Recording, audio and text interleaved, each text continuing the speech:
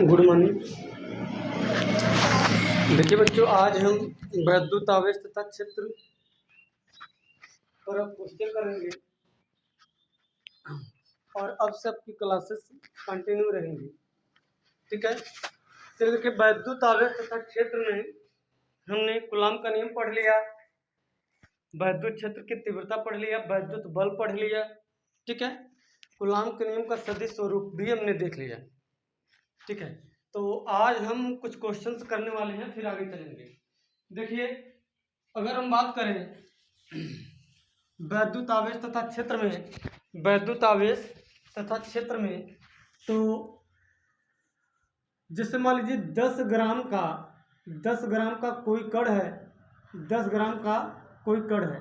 ठीक है, 10 ग्राम का कोई कण 2 × 10⁻³ न्यूटन प्रति कूलॉम के वैद्युत क्षेत्र में 2 × 10⁻³ न्यूटन प्रति कूलॉम के वैद्युत क्षेत्र में विरामावस्था में छोड़ा जाता है, विरामावस्था में छोड़ा जाता है। ठीक है, विरामावस्था में छोड़ा जाता है। ध्यान दीजिएगा, 10 ग्राम का कोई कण है, 2 × 10⁻³ न्यूटन प्रति कूलॉम के वैद्युत क्षेत्र में विरामावस्था में छोड़ा जाता है। समझिएगा, चलिए देखिए, विरामावस्था में छोड़ा जाता है। कण पर आवेश ना, जो कण पर आवेश है कितना है, मान लो 2 × 10⁻⁴ कूलॉम है। ठीक है, फिर कह रहा है कि 5 सेकेंड बाद कण कितनी दूरी तय कर लेगा, कण कितनी दूरी तय कर लेगा। समझिए ना। ठीक है, क्वेश्चन आपको पहले समझना है, पढ़ने के बाद पहले समझना है कि क्वेश्चन क्या क्या कह रहा है। देखो, 10 ग्राम का कोई कण है, 2 × 10⁻³ न्यूटन प्रति कूलॉम, मतलब ये तीव्रता दी है। न्यूटन प्रति कूलॉम का मात्रक क्या होता है, तीव्रता होता है। ऐसे हम समझेंगे, नहीं कभी कभी दिक्कत में जाता है तीव्रता दिया है कि नहीं दिया है। तो 10 ग्राम का कोई कण है, 2 × 10⁻³ न्यूटन प्रति कूलॉम के वैद्युत क्षेत्र में विरामावस्था में छोड़ा जाता है। कण पर आवेश 2 × 10⁻⁴ कूलॉम। जो कण हम छोड़ रहे हैं उस कण का आवेश क्या है, तो 2 × 10⁻⁴ कूलॉम है। तो 5 सेकंड बाद कण कितनी दूरी तय कर लेगा, तो कह रहा है कि 5 सेकंड अगर बीतेगा तो कण कितनी दूरी तय कर लेगा, ये सवाल है। ठीक है, तो 5 सेकंड यानी कि t बराबर कितना दे दिया, 5 सेकंड दिया। अब हम कैसे क्या करेंगे ना, हमारे पास समय है t बराबर 5 सेकंड, हमारे पास वैद्युत क्षेत्र का मान है E बराबर कितना, 2 × 10⁻³ न्यूटन प्रति कूलॉम का। हमारे पास कण का आवेश है 2 × 10⁻⁴ कूलॉम। ठीक है, और अगर कण विरामावस्था में छोड़ा जा रहा है तो U का मान हमारे पास है 0 ना। तो कह रहा है 5 सेकंड बाद कण कितनी दूरी तय कर लेगा, तो आपसे यस बराबर क्वेश्चन मार्क। ये चीजें हैं ना, ये चीज है। अगर हम देखें तो U और यस ना, अगर यहाँ पर देखें तो गति का कौन सा समीकरण में दूरी मिलता है, तो एक v² बराबर u² + 2as, लेकिन उस सूत्र को हम नहीं लगा सकते हैं। v² बराबर u² + 2as, इसलिए क्योंकि आपके पास अंतिम वेग नहीं पता है ना, तो इसलिए हम इस सूत्र को नहीं लगा सकते। तो दूरी एक और मिलता है, s बराबर ut + ½ at², यहाँ पर भी मिलता है ना, यहाँ से यस यहाँ पर मिल जाएगा। तो u हमें प्रारंभिक वेग पता है, 0 है, t हमारे पास क्लियर है, a का मान अगर निकालने तो चीजें आसान हो जाएंगी। चलिए देखिए, तो यहाँ लिखेंगे कि कण 2 × 10⁻³ न्यूटन प्रति कूलॉम के वैद्युत क्षेत्र में विरामावस्था में छोड़ा जाता है, तो वो जो वैद्युत क्षेत्र है उस पर बल लगाएगा, और बल लगाने के बाद उत्पन्न होता है त्वरण। तो यहाँ लिखेंगे F बराबर Q × E से बराबर, क्योंकि विरामावस्था से भले ही छोड़ा जा रहा है लेकिन वैद्युत क्षेत्र जो है उस कण पर, उस आवेश पर 2 × 10⁻⁴ कूलॉम वाला आवेश पर बल लगाएगा। अगर बल लगाएगा तो उत्पन्न होगा त्वरण, अगर बल लगाएगा तो उत्पन्न होगा त्वरण। तो ये बराबर Q × E, ये बराबर M × A बराबर Q × E ना। चलिए, तो M × A बराबर Q का मान क्या है, Q डायरेक्टली देखा जाए तो E का क्या हो जाता है, बराबर हो जाता है ना। तो ई यानी कि आवेश, तो क्यू का मान हमारे पास है, तो 2 गुणे 10⁻⁴ इंटू ई का मान कितना है, ई, हाँ, तो 2 गुणे 10⁻³ ना। चलिए यम बराबर आ जाएगा, यम यानी 10 ग्राम दिया ना। 10 ग्राम का मतलब ये होता है 10 बट्टा अगर हम 1000 करेंगे तो यहाँ से देखिएगा 0 0 कटेगा तो ऊपर जाएगा 10⁻² किग्रा ना। तो यहाँ से 10⁻² इंटू ए बराबर यहाँ जाएगा 2 गुणे 10⁻⁴ गुणे 2 गुणे 10⁻³ इसको भेजिए या इससे ऐसे कटा दीजिए 10⁻² यहाँ बचेगा, तो ए बराबर आ जाएगा 2 दूनी 4 गुणे 10⁻³ 10⁻², 10⁻1 यानी ए बराबर आ जाएगा 10⁻40 मीटर पर सेकेंड। सही है। 0 0 10⁻², 10⁻², यहाँ से ये कट गया और 2 दूनी 4 10 यानी कि 40 मीटर पर सेकेंड आ गया। ठीक है, चलिए तो यहाँ लगाएंगे यस बराबर ut plus half AT², ut plus half AT²। तो u का मान कितना है 0 इंटू टी यानी कि 5 प्लस 1/2, a का मान कितना है 40 और t का मान कितना 5 सेकेंड। तो यहाँ से देखिएगा यस बराबर ये देखिए 0 5 × 5 = 25 ना, तो इससे कटा दीजिएगा 20, तो 5 × 5 = 25, 25 का गुणा हम कर देते हैं 20 में, 5 × 5 = 25, 25 का गुणा 20 में कितना हो जाएगा 500, 25 × 50 ना 500 मीटर ना। यानी कि जो कड़ा है 500 मीटर की दूरी तय कर लेगा 5 सेकेंड बाद ना।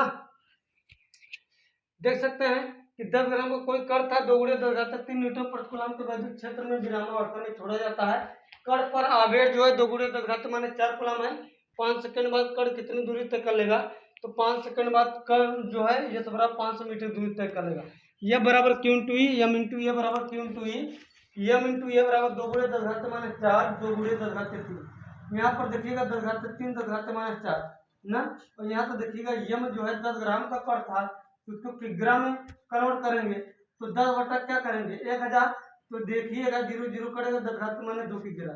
यहाँ पर हमने रखा ए का मान निकाला, ए का मान यहाँ देखिए 10⁻² 2 × 10⁻³ है ना, 10⁻³ से 10⁻⁴। अगर हम यहाँ से इसको कटा दिए 10⁻², तो यहाँ से देखिएगा 10⁻² तो 10 यहाँ पर कितना बचेगा -2 बचेगा, तो 10⁻³ से 10⁻² घटेगा 10⁻1 बचेगा, ये बराबर 40 आ गया। यहाँ रखेंगे प्रारंभिक में 0 0 इंटू 5 प्लस 1/2 40 गुणे 5⁻2 ना, इससे कटा देंगे 20, 5 × 5 = 25, 25 गुणा करेंगे 20 में कितना आ जाएगा 500 आ जाएगा ना। तो उसने कितनी दूरी तय कर लेगा 500 मीटर की दूरी तय कर लेगा।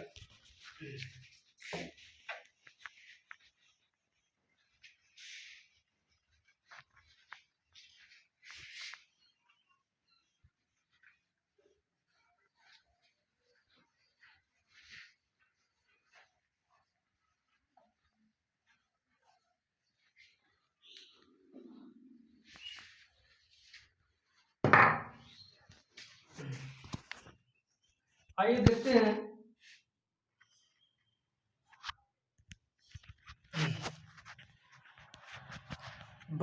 उदासीन बिंदु। हमने वैद्युत क्षेत्र की तीव्रता देख लिया था, वैद्युत क्षेत्र की तीव्रता वैद्युत बल दोनों हमने देख लिया था। तो आपको जो भी क्वेश्चन नहीं आएंगे तो आप कमेंट कर सकते हैं। चलिए देखिए आगे उदासीन बिंदु न्यूट्रल पॉइंट क्या होता है, उदासीन बिंदु क्या होता है। देखिए वैद्युत क्षेत्र की तीव्रता का ही एक कॉन्सेप्ट है ना। वैद्युत क्षेत्र की तीव्रता जैसे हमने वैद्युत बल में जब हम बलों का अध्यारोपण का सिद्धांत पढ़ा रहे थे तो वहाँ पर हमने 1-2 हेडिंग डिस्कस किया था डेरिवेशन के तौर पर ना। तो वहाँ पर ये बातें आपको बताई गई थी कि कहाँ पर परिणामी जो वैद्युत बल है ना, कहाँ पर परिणामी बल वैद्युत बल या जहाँ पर हम परिणामी वैद्युत बल ज्ञात करते थे तो वहाँ पर दोनों बल बराबर हो जाते थे ना। जैसे कि ये Q1 आवेश रहता था, ये Q2 आवेश रहता था, इनके बीच में ये वाला आवेश भी यहाँ पर वैद्युत बल लगाता था, ये वाला आवेश भी। तो जहाँ पर परिणामी वैद्युत बल शून्य हो जाता था तो वहाँ पर हम देखते थे कि यहाँ पर जो बीच में रखा हुआ जो कण रहता था ना, ये कण बिल्कुल स्थिर हो जाता था। ये इधर बल लगाता था, ये इधर बल लगाता था, दोनों बल जब बराबर बल लगाते थे तो वहाँ पर परिणामी वैद्युत बल शून्य हो जाता था ना, परिणामी वैद्युत बल वहाँ पर शून्य हो जाता था। तो इसी प्रकार यहाँ पर उदासीन बिंदु भी है, उसी प्रकार यहाँ पर उदासीन बिंदु भी है। तो कहाँ पर जो वैद्युत बल है उदासीन कहाँ पर होगा ना, जहाँ पर वैद्युत बल उदासीन होगा, यानी कि जहाँ पर वैद्युत क्षेत्र की तीव्रता दोनों दिशाओं में बराबर हो जाएंगी ना, इस दिशा में भी इस दिशा में भी, तो वो जो पॉइंट होगा वो उदासीन कहलाएगा। जैसे कहने का तात्पर्य है, जैसे मान लीजिए उदासीन बिंदु, समझिएगा उदासीन बिंदु है क्या, उदासीन बिंदु यानी कि न्यूट्रल पॉइंट, न्यूट्रल पॉइंट है क्या, न्यूट्रल पॉइंट है क्या, ध्यान देना। जब दो आवेश, ध्यान देना, जब दो आवेश किसी बिंदु पर बराबर तथा विपरीत दिशाओं में, बराबर तथा विपरीत दिशाओं में तीव्रता पाई जाती है, समझिएगा। जब किसी भी बिंदु पर दो आवेशों के न, जब किसी भी बिंदु पर दो आवेशों के बराबर तथा विपरीत दिशाओं में तीव्रता पाई जाती है, तो वो जो बिंदु कहलाता है उदासीन बिंदु कहलाता है। बस समझो, वो जो बिंदु कहलाता है क्या कहलाता है, उदासीन बिंदु कहलाता है। जैसे मान लीजिए ये हमारा क्या है, Q1 आवेश है और ये हमारा क्या है, Q2 आवेश है ना। अभी इस आवेश को मिलाने वाली रेखा हमारी ये हो गई, इन दोनों आवेशों को मिलाने वाली रेखा हमारी ये हो गई ना, Q1 और Q2। इनके बीच की जो दूरी है, इनके बीच की जो दूरी हम मान लेते हैं ए, समझेगा, इनके बीच की जो दूरी है हम मान लेते हैं ए। अब देखिए इन दोनों आवेशों को मिलाने वाली रेखा ये है और जिसका माप क्या है, ए है। अब बताइए इसका उदासीन बिंदु कहाँ पर पाया जाएगा, इनका उदासीन बिंदु कहाँ पर पाया जाएगा, न्यूट्रल पॉइंट कहाँ पर पाया जाएगा। हम इस पर क्वेश्चन कराएंगे, 2-4 क्वेश्चन कराएंगे, ठीक है। तो तीव्रता इन दोनों की कहाँ पर शून्य होगी। अब तीव्रता का सूत्र तो आपको बताया गया था ना, तीव्रता का सूत्र क्या था बताइए। तीव्रता का सूत्र E = 1/4πε0 Q/r²। तीव्रता का सूत्र आपका यही था, E = 1/4πε0 Q/r² ना। अगर हम बात करें कि ये जो है पॉइंट O है ना, ये जो पॉइंट है O, और यहीं पर तीव्रता जो होगी शून्य होगी, इंटेंसिटी इसका यहीं पर शून्य होगा, जिसे हम मान लेते हैं ना। अब चेक कर लेते हैं कि शून्य होगा कि नहीं होगा ना। चलिए, धनावेश से जो वैद्युत बल रेखाएं होती है दूर होती है ना, धनावेश से वैद्युत बल रेखाएं क्या होती है, दूर होती है। चलिए यहाँ से वैद्युत बल रेखाएं दिशा में हम मान लेते हैं इसको E1 ना, यहाँ से जो वैद्युत बल रेखाएं होंगी इस दिशा में होगी, मान लेते हैं E1 ना। इस आवेश के कारण भी बिंदुओं पर जो तीव्रता होगी इस दिशा में होगी, मान लेते हैं E2 ना। इस Q2 के कारण बिंदुओं पर जो तीव्रता होगी इस दिशा में होगी, मान लेते हैं उसको हम E2। चलो यहाँ पर आ गया E2, यहाँ पर E1, यहाँ पर E2। अब देखिएगा यहाँ पर दोनों तीव्रताएं विपरीत दिशा में है ना, दोनों तीव्रताएं क्या हैं, यहाँ पर विपरीत दिशा में है। और जब विपरीत दिशाओं में तीव्रता है तो शून्य हो जाएगा ना, बिना विपरीत दिशाओं में हुए उदासीन बिंदु मिल ही नहीं सकता ना, बिना विपरीत दिशा में हुए उदासीन बिंदु मिल ही नहीं सकता। अब देखिएगा यहाँ पर E1, यहाँ पर E2 बिल्कुल बलों के अध्यारोपण के सिद्धांत की तरह है ना। जिस जगह पर वैद्युत बल बराबर और विपरीत दिशा में हो जाता था तो निकाय संतुलन की स्थिति में हो जाता था। जिस बिंदु पर बल बराबर और विपरीत दिशा में हो जाता था वह निकाय उसी बिंदु पर क्या होता था, संतुलन हो जाता था। बिना बराबर बल और विपरीत दिशा में हुए निकाय संतुलन की स्थिति में हो ही नहीं सकता था। संतुलनावस्था में होने के लिए मैंने बताया था बल बराबर हो और विपरीत दिशाओं में हो, और जब तक बल बराबर और विपरीत दिशा में नहीं होगा उदासीन बिंदु संतुलन की अवस्था मिल ही नहीं सकती थी। बात समझ। उसी प्रकार यहाँ पर तीव्रता जो है, इंटेंसिटी जो है, क्योंकि दिशा होती है इसमें ना, दिशा होती है, यही कारण है ना कि बराबर और विपरीत दिशा होना जरूरी है ना। जब तक बराबर और विपरीत दिशा नहीं होगा तब तक न्यूट्रल पॉइंट होगा ही नहीं। पहले तो हमें इसका देखा जाए तो विपरीत दिशा ढूंढना जरूरी है ना। तो यहाँ पर देखिए E1 डायरेक्शन में, इसके कारण E2 डायरेक्शन में। अब मिलाने वाली रेखा यही है, तो आगे पीछे खिसका कर हम बराबर इंटेंसिटी प्राप्त कर सकते हैं कि यहाँ पर बराबर है ना, यहाँ पर बराबर है, प्राप्त कर सकते हैं। अब देख सकते हैं यहाँ पर कि दोनों आवेशों को मिलाने वाली रेखा के बिल्कुल हम यहाँ पर मान लेते हैं, यहाँ पर Q2 जो है ग्रेटर है Q1 से। ये भी आपको देखना होगा कि उदासीन ये बिंदु इसके नजदीक होगा किसके नजदीक होगा, तो ये निर्भर करेगा कि आवेश कौन बड़ा है कौन छोटा है। ये निर्भर करेगा कि आवेश कौन बड़ा है कौन छोटा है। अगर हमको पता चल गया कि आवेश ये बड़ा है ना, Q2 बड़ा है Q1 छोटा है, तो उदासीन बिंदु हमको Q2 की तरफ नहीं Q1 की तरफ मिलेगा ना। उदासीन बिंदु हमको Q2 की तरफ नहीं Q1 की तरफ मिलेगा ना। तो उदासीन बिंदु किसकी तरफ मिलेगा? Q1 की तरफ मिलेगा। तो हम मान कर चले यहाँ पर Q2 ग्रेटर Q1, तो जो Q1 है वो छोटा होगा Q2 से, तो कहीं ना कहीं उदासीन बिंदु Q1 की नजदीक भी होंगे न कि Q2 के ना। तो यहाँ पर लिखेंगे ये पॉइंट वो है, यहाँ से मान लेते हैं दूरी की ये R है, तो यहाँ से लेकर यहाँ तक की दूरी हो जाएगी A-R ना। क्लियर है? चलिए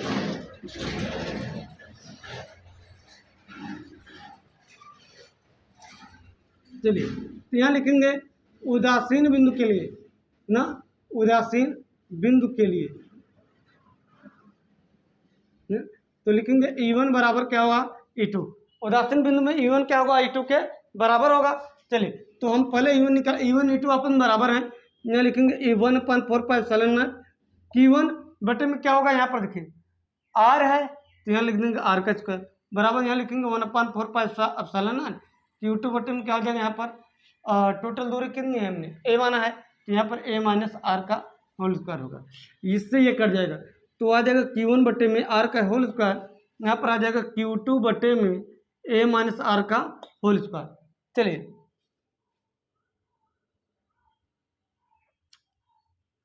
यहाँ पर लिखेंगे Q1 बटे में Q2, यहाँ आ जाएगा R का स्क्वायर बटे में A-R का होल स्क्वायर ना।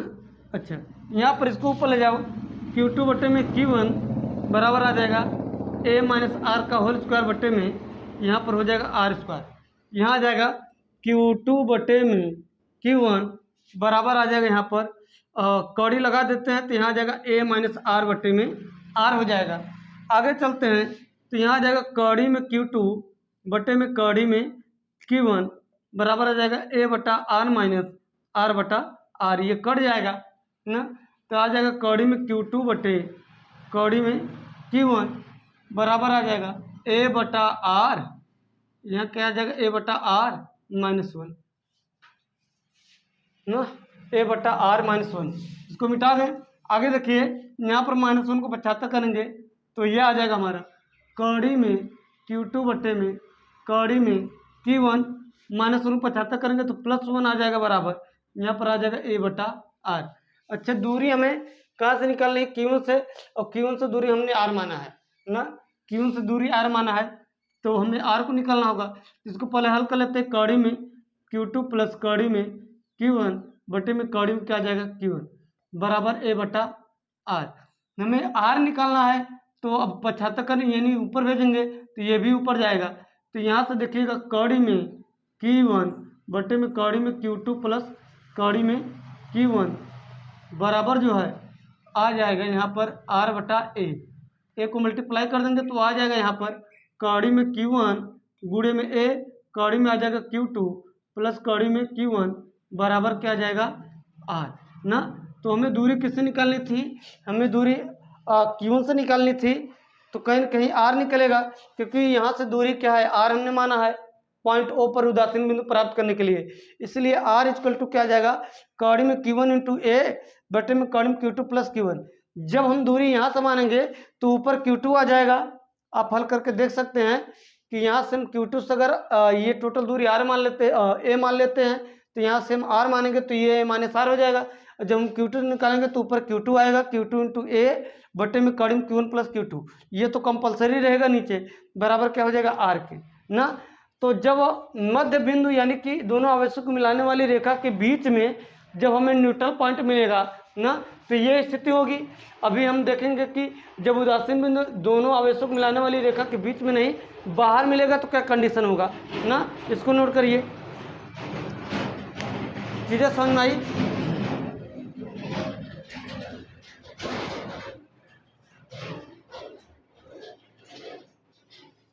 तो जैसे बलों के आधारोपण सिद्धांत में आपको बताया गया था चीजें सेम है, वहां पर F1 बराबर F2 लिया गया था, यहाँ पर E1 बराबर E2 लिया गया। सेम प्रोसेस वही है, कुछ भी अंतर नहीं है, कुछ भी अंतर नहीं है, सेम प्रोसेस है, कुछ भी अंतर नहीं है, बट कॉन्सेप्ट है तो हम बता दे रहे हैं।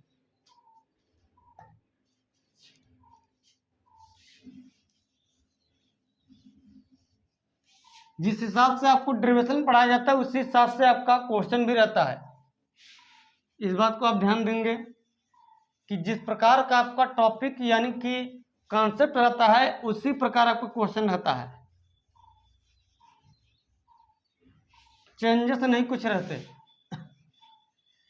चलिए देखिए, अब जैसे मान लीजिए कि जितनी भी स्थिति हो सकती थी तो हमने प्लस Q1 प्लस Q2 लिया, उसी प्रकार माइनस Q1 माइनस Q2 रहेगा, सेम प्रोसेस वही रहेगा ना, सेम प्रोसेस आपका वही रहेगा। अगर हम यहाँ पर बात करें कि मान लो माइनस Q1 और माइनस Q2 है, तब यहाँ पर देखिए माइनस Q1 और माइनस Q2 है, तब ना ऐसा भी हो सकता है। तो चलिए देखिए, उदासीन बिंदु बीच में ही मिलेगा। जैसे हम यहाँ पर बात करें कि पॉइंट हो ना, तो माइनस Q1 जो है इसके कारण तीव्रता क्या होगी, इसी की ओर होगी, E1 मान लो, इसके कारण तीव्रता इसी की ओर होगी, क्योंकि धनावेश से बल रेखा दूर जाती है और ऋणावेश के कारण बल रेखा उसी की ओर आती है ना। तो यहाँ पर देखिए, अगर माइनस Q1 के कारण पॉइंट ओ पर तीव्रता की बात करें तो E1 की डायरेक्शन माइनस आवेश की ओर होगी ना, E1 का डायरेक्शन जो होगा माइनस Q1 आवेश की ओर होगी। अगर हम बात करें Q2 के कारण तो पॉइंट ओ पर तो तीव्रता इसी की दिशा में आएगी ना, E1 इस दिशा में, E2 इस दिशा में। तो O पर अगर हम देखें तो तीव्रता जो है विपरीत दिशाओं में है। मान लेते हैं यहाँ इसी पॉइंट पर बराबर हो जाएगा, तो बराबर और विपरीत दिशा में होगा, तो हम तीव्रता को देख सकते हैं। यहाँ पर हम तीव्रता को देख सकते हैं, पॉइंट O पर तीव्रता जो होगी वो क्या होगी बताओ, पॉइंट O पर जो तीव्रता होगी वो बराबर और विपरीत दिशा में हो जाएगी ना। यानी कि जब आवेश यहाँ पर सेम मतलब कि सेम प्रवृत्त होगा, सेम नेचर का होगा, दोनों माइनस माइनस या दोनों प्लस प्लस, तो जो तीव्रता होगी वो पॉइंट O पर ही मिलेगी। सॉरी, जो तीव्रता होगी दोनों आवेशों को मिलाने वाली रेखा के बीच में ही किसी भी जगह पर हो सकती है ना, बीच में ही किसी भी जगह पर हो सकती है। इस बात को ध्यान दीजिएगा। अब यहाँ पर देखिए माइनस Q1, यहाँ पर माइनस Q2 है ना। अगर ये बड़ा है तो तीव्रता जो तीव्रता मुझे मिलेगा Q2 के समय मिलेगा, अगर ये बड़ा है तो तीव्रता हमें Q1 के समय मिलेगा, बस अंतर यही रहेगा। बात समझ रही है? चलिए, तो दोनों प्लस लेकर हमने दिखाया, दोनों माइनस लेकर आपने देख लिया। अब आइए हम एक प्लस एक माइनस लेकर देख लेते हैं। जैसे Q1 मान लो प्लस है और जो Q2 है हमारा वो मान लो जैसे माइनस है। अब तीव्रता किधर होगी ना, ऐसा भी हो सकता है, इसको माइनस इसको प्लस कर लो, क्या दिक्कत है ना, इसको माइनस इसको प्लस कर लो, इसको प्लस इसको माइनस कर लो ना। चलिए देखिए, अब तीव्रता क्या होगी, अब कहाँ पर होगी ना। अब देखते हैं तीव्रता किधर मिलता है। हम मान लेते हैं यहाँ पर मान लेते हैं Q2 ग्रेटर देन Q1, हम ये मान कर चलते हैं, क्योंकि आपको पता होना चाहिए ना कि Q2 या Q1 तो देखकर पता चल जाएगा कौन बड़ा है कौन छोटा है। आपकी चाहे Q1 ग्रेटर Q2 कर लो ना। चलिए देखिए,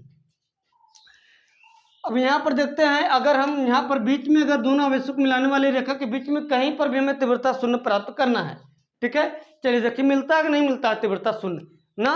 चलिए, तो यहाँ पर देखिए Q1 के कारण तीव्रता क्या होगी, Q1 कारण तीव्रता इस दिशा में होगी ना, भाई धनावेश से दूर होती है और ऋणावेश है तो इसके कारण पॉइंट ऊपर तीव्रता इस दिशा में होगी, यानी दोनों सेम डायरेक्शन में। अब दोनों सेम डायरेक्शन में होगी, तीव्रता क्या शून्य हो सकता है, दोनों सेम डायरेक्शन में तीव्रता शून्य हो सकता है, तो इंटेंसिटी जो होगी शून्य हो ही नहीं सकती ना, क्योंकि दोनों सेम डायरेक्शन में है। और जब दोनों सेम डायरेक्शन में रहता है, दोनों सेम डायरेक्शन में रहता है तो तीव्रता तो जुड़ जाएगी, क्योंकि सदिश राशि है ना, जुड़ जाएगी। और जब जुड़ जाएगी तो क्या होगा बताओ, तीव्रता शून्य मिलेगा नहीं, चाहे यहाँ पर निकालो चाहे यहाँ पर, चाहे यहाँ पर। अगर यहाँ पर बात करें तो इसके कारण दूर की तरफ, इसकी तरफ, इसी दिशा में, तो दोनों सेम डायरेक्शन हो जाएगी, तीव्रता शून्य नहीं होगी ना। यानी कि अब देखो यहाँ पर प्लस कर दो, आप यहाँ पर माइनस कर दो, ऐसे देख लेते हैं ना, क्योंकि दोनों को हमें क्या करना है, दोनों को हमें अलग अलग नेचर के लेना है ना, दोनों को हमको अलग अलग नेचर का लेना है। अब देखिए, ये प्लस है ये माइनस है। अब देखते हैं तीव्रता ना, अब देखते हैं तीव्रता होता कि नहीं सुन। चलिए, तो धनावेश के कारण तीव्रता इस दिशा में और ऋणावेश है तो ये अपनी तरफ खींचेगा ना, इस दिशा में, यानी कि एक प्लस एक माइनस रहेगा, तो तीव्रता जो है दोनों आवेशों को मिलाने वाली रेखा के बीच में मिल ही नहीं सकता ना, दोनों आवेशों को मिलाने वाली रेखा के बीच में मिल ही नहीं सकता। आप कितना भी पॉइंट को आप खिसकाते रहो उसके बीच में, कोई फर्क नहीं पड़ेगा ना, तीव्रता इन दोनों के बीच में नहीं मिलेगा ना, इन दोनों के बीच में नहीं मिलेगा।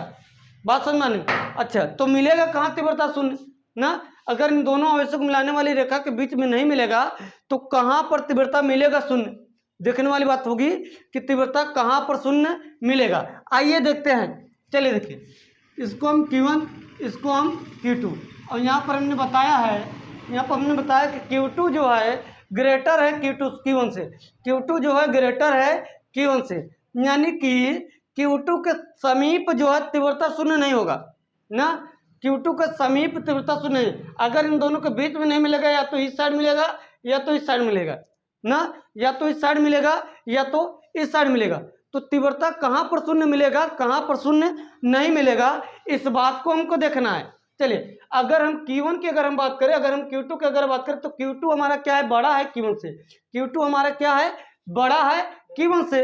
और जब Q2 बड़ा है Q1 से तो हम क्या देखेंगे बताइए, Q2 अगर बड़ा है Q1 से तो हम क्या देखेंगे यहाँ पर, तो यहाँ पर देख सकते हैं, अगर Q2 अगर बड़ा है Q1 से, एक सेकंड, फिजिक्स है, यूट्यूब पर डालते, मतलब कहाँ डालते हो, यूट्यूब पर क्या करेंगे, पढ़ेंगे, पढ़ेंगे, देखेंगे और लोगों को भी दिखाएंगे, आपका ही फायदा होगा उससे। चैनल का नाम हेलो, आप ही बना रहे हैं वीडियो, आपको तो नहीं पता है, कट कट कट।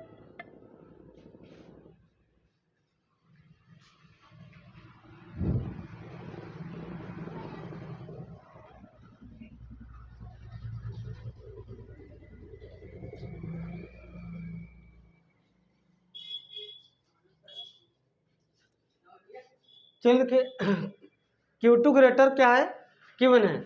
अगर हम बात करें Q2 जो है बड़ा है किससे, Q1 से, अगर Q2 बड़ा है Q1 से, हम तो हम क्या करेंगे, ध्यान देना, Q2 अगर बड़ा है Q1 से तो यहाँ से हम देख सकते हैं, ठीक है, यहाँ से हम क्या करेंगे, देख सकते हैं कि जो Q2 है Q1 से क्या है, बड़ा है ना, Q2 जब Q1 से बड़ा है तो कहीं न कहीं हम देख सकते हैं कि तीव्रता इसकी तरफ तो शून्य नहीं होगी, क्योंकि इसका मान वैसे भी क्या है, बड़ा है, इसका मान वैसे ही क्या है, बड़ा है। जब इसका मान वैसे ही बड़ा है तो कहीं न कहीं आप देख सकते हैं कि तीव्रता जब ये प्रभावी है इसकी तुलना में, जब ये आवेश प्रभावी, तो तीव्रता इस साइड हमें शून्य मिल सकती है, इस साइड नहीं मिलेगी, ठीक है। इस साइड क्या है, इस साइड तो शून्य, क्योंकि ये वास्तव में बड़ा है। अगर ये वास्तव में बड़ा है तो यहाँ पर आप देखिए यहाँ से, जैसा मैं यहाँ पर हमें तीव्रता शून्य प्राप्त करना है यहाँ पर, तो इसके कारण तीव्रता क्या होगी, इसकी तरफ खींचेगी, बराबर, इसकी तरफ क्या होगी, खींचेगी ज़्यादा, क्योंकि ये बड़ा है, और इसके कारण दूर जाएगा ना, इसके कारण दूर, इसका प्रभाव यहाँ पर देखा जाए तो कम होगा, इसका प्रभाव यहाँ पर क्या होगा, ज़्यादा होगा ना, इसका प्रभाव यहाँ पर क्या होगा, कम होगा, इसका प्रभाव यहाँ पर क्या होगा, ज़्यादा होगा ना, इसका प्रभाव क्या है, ज़्यादा है, इसका प्रभाव क्या है, यहाँ पर कम है, यानी कि ये खींच ज़्यादा रहा है अपनी तरफ और ये दूर भगा रहा है कम। ये वाला जो आवेश है इस पॉइंट पर खींच ज़्यादा रहा है, और ये वाला आवेश इस पॉइंट पर मतलब कि दूर ज़्यादा, मतलब कि क्या कर, दूर कम प्रभावित कर पा रहा है ना, यानी कि ये खींच ज़्यादा रहा है, आप चाहे इधर चाहे जितना भी चला जाओ, क्योंकि ये प्रभावी ज़्यादा है ना, ये प्रभावी ज़्यादा है, ये बल वास्तव में क्या करेगा, इसकी तुलना में ज़्यादा अपनी तरफ लगाएगा।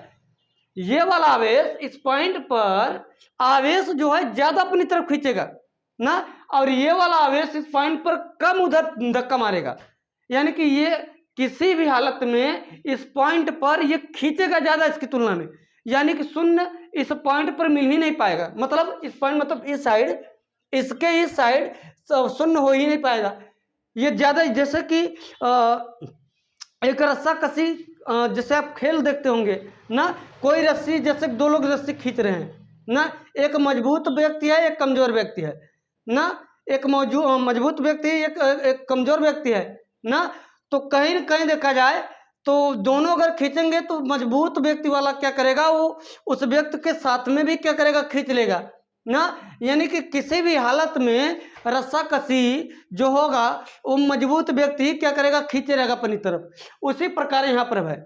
अब क्या करेंगे, इस साइड हम देखेंगे, जब हम इस साइड की अगर हम बात करेंगे ना, इस साइड की अगर हम बात करेंगे अगर हम इस साइड की बात करें, जो Q1 आवेश है ना, ये जो Q1 आवेश है, तो Q1 आवेश क्या करेगा बताओ। Q1 आवेश यहाँ पर अगर हम देखें तो Q1 आवेश जो है इस पॉइंट O पर ना, ये Q1 आवेश जो है इस पॉइंट O पर क्या करेगा, धक्का मारेगा उस साइड ना। अच्छा, अगर धक्का मारेगा उस साइड, चलो दिशा हो गई इसकी E1 इस साइड ना। और जो Q2 आवेश है ये क्या करेगा, अपनी तरफ खींचेगा। अब देखिए ये आवेश प्रभावी है, इसकी तुलना Q1 और Q2 जो है ये आवेश क्या है, मजबूत है इसकी तुलना में। तो ये उधर ये अपनी तरफ खींचेगा और ये क्या करेगा, दूर मारेगा। ये E1 इस साइड में और ये E2 इस साइड में। अब देखिए एक तो ये आवेश बड़ा है, ये वाला आवेश क्या है, छोटा है। ये आवेश क्या है, बड़ा है, ये वाला आवेश क्या है, छोटा है। तो ये वाला जो आवेश है E1 ई डायरेक्शन में और ये वाला आवेश E2 ई डायरेक्शन में, सॉरी ये वाला आवेश Q2 ई डायरेक्शन में और ये वाला आवेश E1 ई डायरेक्शन में। तो विपरीत दिशा में तो यहाँ पर भी मिला, विपरीत दिशा में यहाँ पर भी मिला, विपरीत दिशा में यहाँ पर मिला। शून्य इसलिए नहीं हुआ क्योंकि Q2 बड़ा है और Q2 की तरफ ही हमें इंटेंसिटी क्या करना है, न्यूट्रल पाना है ना। तो कहीं न कहीं नहीं मिलेगा। अगर मैं Q1 आवेश की तरफ जाए तो ये छोटा ये बड़ा है, तो इन दोनों आवेश कारण भी यहाँ पर तीव्रता विपरीत दिशा मिल रही है ना। शून्य मिलेगा यहाँ पर ना, यहाँ पर शून्य नहीं मिला क्योंकि बराबर विपरीत दिशा में, विपरीत दिशा में था लेकिन बराबर नहीं हो पाता था। लेकिन इस दिशा में विपरीत दिशा में भी है और बराबर भी मिलेगा। यह वाला आवेश बड़ा है लेकिन इस वाले आवेश की ओर है, ये वाला आवेश की नजदीक है, इस वाले आवेश की दूर है, तो स्पष्ट है शून्य मिलेगा ना। तो चलिए देखिए, तो क्या करेंगे, यहाँ पर देखेंगे कि इसके बीच की दूरी हम मान लेते हैं a और यहाँ से Q1 आवेश से इस पॉइंट O की दूरी हम मान लेते हैं r, बराबर। Q1 से दूरी r है और Q2 दूरी ये टोटल है और ये टोटल r, तो कितनी दूरी हो जाएगी, Q2 से यहाँ की दूरी हो जाएगी, कितना हो जाएगी, a प्लस r हो जाएगी, बराबर। तो चलिए यहाँ लिखेंगे उदासीन बिंदु के लिए कॉन्सेप्ट को समझना है। उदासीन बिंदु के लिए केवल आपको क्या समझना है, कॉन्सेप्ट समझना है। तो E1 बराबर क्या हो जाएगा, E2। ये मिलेगा नहीं मिलेगा, E1 E2 के बराबर इस साइड मिलेगा नहीं मिलेगा, बराबर मिलेगा। तो E1 बराबर क्या हो जाएगा, E2 के। जब E1 बराबर E2 होगा, ये पॉइंट O है, ठीक है। तो E1 बराबर E2 होगा तो हम देखिए E1 यानी कि 1/4 पाई एप्सिलॉन नॉट, Q1 से इसकी इंटेंसिटी E1 है तो 1/4 पाई एप्सिलॉन नॉट Q1 बटा R क्या है, R का स्क्वायर बराबर हो जाएगा 1/4 पाई एप्सिलॉन नॉट Q2 बटे में क्या हो जाएगा, R का स्क्वायर यानी कि I प्लस A का होल स्क्वायर ना। चलिए 1/4 pi epsilon not 1/4 pi epsilon not Q1 बटे में R स्क्वायर बराबर Q2 बटे में R प्लस A का होल स्क्वायर, बराबर। कोई दिक्कत, चलिए तो यहाँ लिखेंगे Q1 बटे में Q2 बराबर हो जाएगा R स्क्वायर बटे में R प्लस A का होल स्क्वायर। चलिए तो यहाँ पर देखिए अगर हम बात करें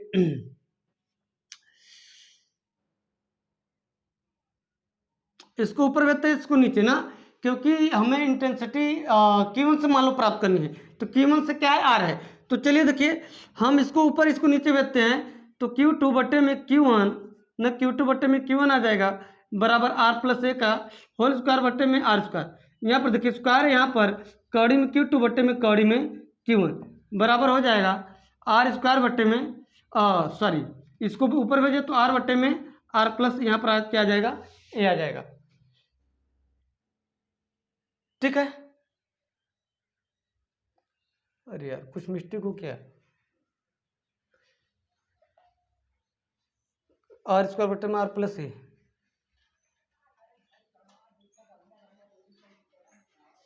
अच्छा अच्छा Q2 पर गया Q1 नीचे गया ना, सही है, Q2 पर गया Q1 नीचे गया तो स्क्वायर हटा देंगे, कड़ी लग गया ना, हाँ यहाँ पर मिस्टेक हो गया, R प्लस A बटे में R, ठीक है।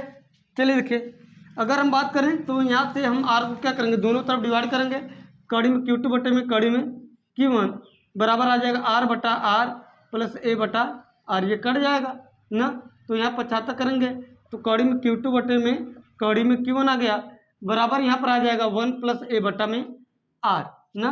एक को 75 करेंगे तो यहाँ आ जाएगा कड़ी में Q2 बटे में कड़ी में Q1 माइनस 1 बराबर आ जाएगा A बटे में R। इसको 75 करेंगे इसको मल्टीप्लाई करेंगे कड़ी में Q1 माइनस कड़ी में Q2 बटे में क्या आ जाएगा बताओ, कड़ी में Q2 बराबर आ जाएगा A/R।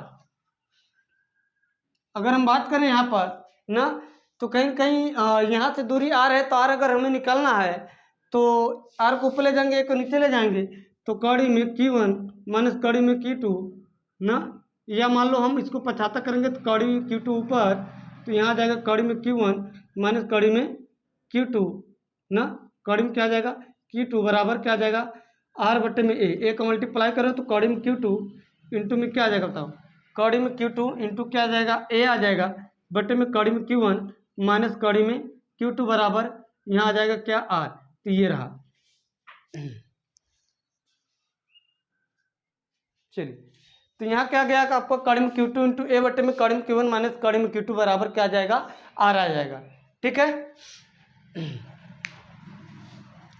चीजें समझ में आई। तो ये हमने आपको बता दिया कि उदासीन बिंदु कब कहाँ किस प्रकार मिल सकता है ना, उदासीन बिंदु कब कहाँ और किस प्रकार उदासीन बिंदु मिल सकता है, ये हमने उदासीन बिंदु का पूरा आपको डेडिकेशन दे दिया ना। कहाँ मिलेगा, किस प्रकार मिलेगा, कहाँ पर नहीं मिलेगा, क्यों नहीं मिलेगा, किस प्रकार मिलेगा, सारी चीजें आपका डिस्कशन हो गया। ठीक है, अब आइए कुछ क्वेश्चन देख लेते हैं ना। आइए अब यहाँ पर हम कुछ क्वेश्चन देख लेते हैं। फार्मूला ये हमने आपको बता दिया। जैसे मान लो बहुविकल्पी क्वेश्चन आपसे पूछ लिया तो उसके लिए आप फार्मूला का प्रयोग करेंगे यहाँ पर। अगर बहुविकल्पी क्वेश्चन नहीं पूछेगा तो कहीं ना कहीं वो 2-3 नंबर पूछेगा, तब आप इस फार्मूले का उपयोग नहीं करेंगे। आपको ये जो प्रोसीजर मैंने बताया इस पर मतलब इस प्रोसीजर को पूरा करते हुए चलना है। अगर आप फार्मूले का उपयोग करोगे तो नंबर काट लेगा, क्योंकि इस फार्मूले का उपयोग करने पर एक लाइन में आंसर आएगा ना, और 2-3 नंबर के फिजिक्स में इंटर में आपके 1-2 लाइन के पूछेगा नहीं ना। तो इस बात को भी आप ध्यान में रखते हुए चलिएगा। आपको पढ़ना, पूरा कॉन्सेप्ट पूरा पढ़ना है, अच्छे से पढ़ना है, चीजें आपको जानना है, कहाँ किस प्रकार का यूज होगा ये भी आपको जानना है। ठीक है, चलिए देखिए आगे।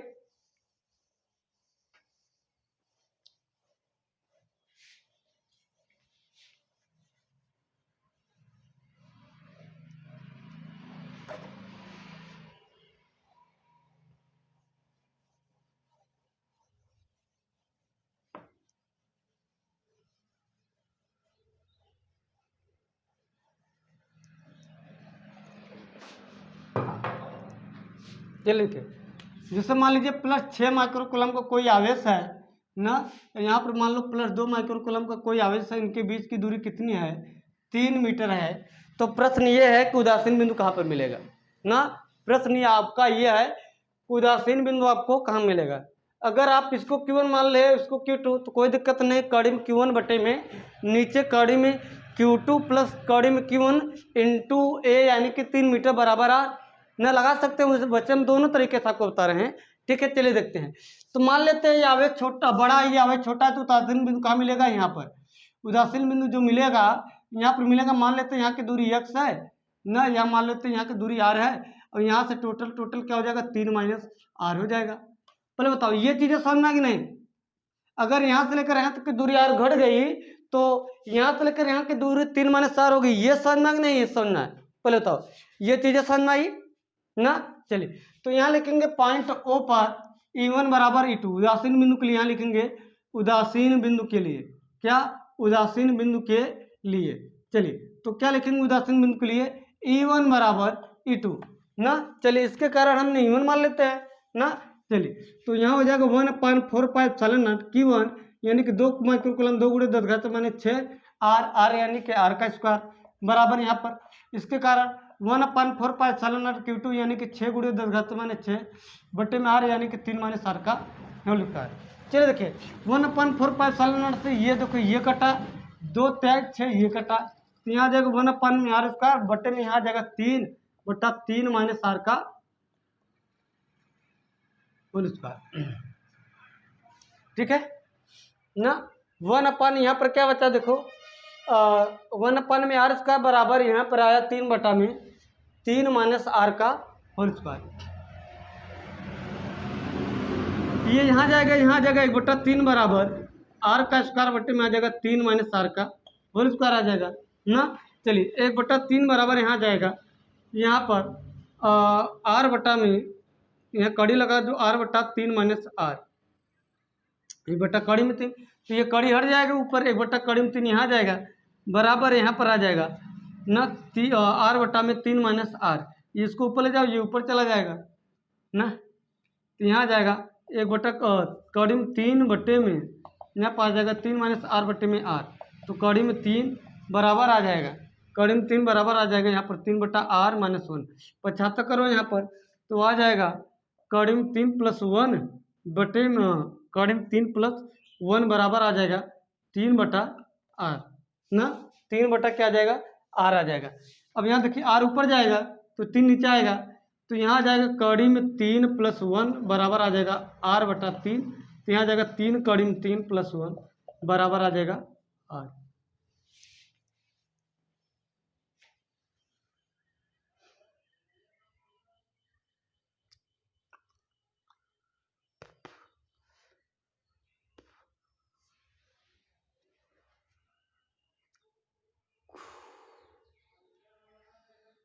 कहीं पर कुछ मिस्टेक हो गया, 1/r² बटे में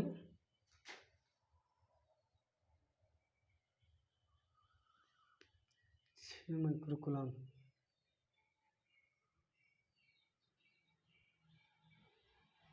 दूते 6 1/r²,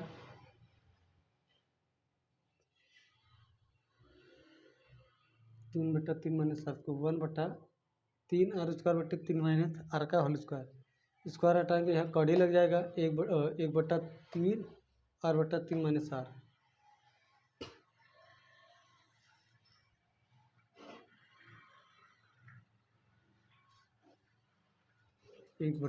कड़ी में 3 r/3 माइनस r।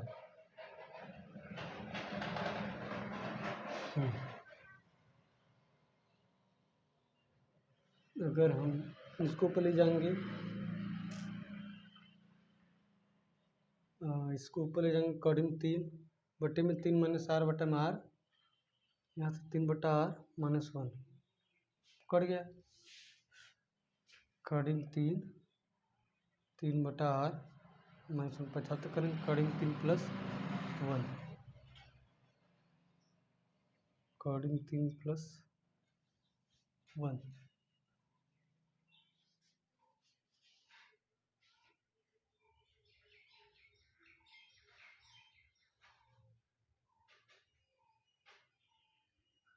अच्छा हाँ यहाँ पे मिस्टेक हो गया। अगर हम इसको ऊपर ले जाएंगे ये नीचे आ जाएगा, 1/कड़ी में क्या आ जाएगा 3 + 1 आ जाएगा ना, जब इसको ऊपर ले जाएंगे तो ये बटे में 1 है तो ये नीचे आ जाएगा, बराबर क्या आ जाएगा यहाँ पर r आ जाएगा, ठीक है, बटे में क्या आ जाएगा 3, तो यहाँ पर आ जाएगा कि r बराबर क्या आ जाएगा 3 बटे में कड़ी में 3 + 1 बराबर क्या आ जाएगा r ना, ये आया। चलिए अच्छा कड़ी में 3 का मान 1 दशमलव कितना रखेंगे 1.73 और यहाँ पर 1 तो 2.73 ना, क्या आ जाएगा यहाँ पर 3 बटे में 2.73 आ जाएगा बराबर है। अब देखिए अगर 3 में 2.73 से भाग देंगे तो एक 1 पॉइंट कुछ करके आएगा, यानी कि यहाँ से लेकर यहाँ तक का मान 1 पॉइंट कुछ करके आपका होगा, ठीक है, इतनी बातें समझ में आई ना। तो यहाँ पर थोड़ा सा मिस्टेक हो गया तो 75 वो सब आप कर ही लेंगे। चलिए देखिए अब हम सूत्र पर कैसे लगाते हैं इसको ना, सूत्र पर तो चलिए या तो आप यही आंसर कर सकते हैं या तो फिर आप इसको भाग देकर देख लीजिए, ठीक है। तो चलिए देखिए सूत्र पर अगर हम सूत्र की बात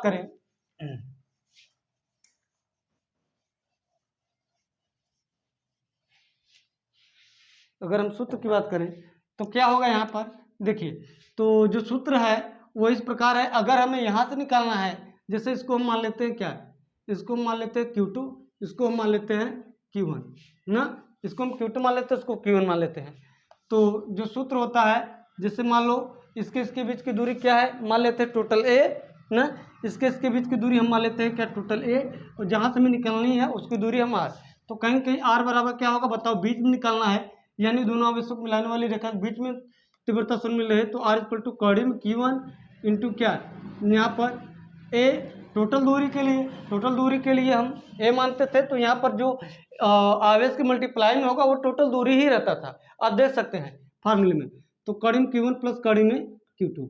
चलिए देखिए R बराबर कड़ी Q1 का मान क्या है, कड़ी में 2, यहाँ लिखेंगे क्या, कड़ी में 2 ना, क्या लिखेंगे, कड़ी में 2, और टोटल दूरी कितनी है 3 बटे में कड़ी में Q1, तो कड़ी में Q1 यानी क्या होगा, कड़ी में 2 ना, प्लस कड़ी में Q2, तो कड़ी में Q2 हमारा क्या होता था, तो कड़ी में Q2 हमारा क्या है बताओ, 6 माइक्रोकुलम रहता था, 6 माइक्रोकुलम ही था ना, 6 माइक्रोकुलम। चलिए तो 6 माइक्रोकुलम था, तो यहाँ जाएगा कड़ी में 6 माइक्रोकुलम। चलिए तो यहाँ पर देखिए अगर हम बात करें तो R बराबर ना, अगर हम बात करें तो R बराबर कड़ी में 2 गुणे 3। अच्छा इन दोनों में अगर हम देखें तो कड़ी में 2 कॉमन है, क्या कॉमन है, कड़ी में 2, तो कड़ी में 2 कॉमन कर लेंगे तो यहाँ पर कड़ी में 2 बाहर हो जाएगा, यहाँ पर 1 बचेगा, कड़ी में 2 कॉमन हो जाएगा, यहाँ कड़ी में 3 बचेगा ना, तो कड़ी में 2 से कड़ी में 2 कट जाएगा, तो R बराबर आ जाएगा ऊपर 3, 1 प्लस कड़ी में 3, यही आंसर है ना। तो आप फार्मूले से भी कर सकते हैं, आप वैसे भी कर सकते हैं, आपको ये ध्यान रखना है कि सूत्र में यहाँ पर कब माइनस होगा कब प्लस होगा ना, सूत्र में यहाँ पर कब माइनस होगा कब प्लस होगा, इस बात को आपको ध्यान में रखकर चलना है। अगर इस बात को आप ध्यान में रखें तो चीज़ें क्या है, बिल्कुल ईजिली है ना। तो यहाँ पर आप देख लिए ना, जहाँ से हमें निकालना है, देखिए मल्टीप्लाई में हमेशा क्या रहेगा, मल्टीप्लाई में टोटल इसके बीच की डिस्टेंस रहेगी, टोटल मल्टीप्लाई में इनके इसके बीच की क्या होगी, टोटल डिस्टेंस रहेगी। क्लियर है। चलिए आज के लिए बस इतना ही, फिर इस पर अभी 1-2 क्वेश्चन करा दिए जाएंगे कल, फिर हम आगे चलेंगे।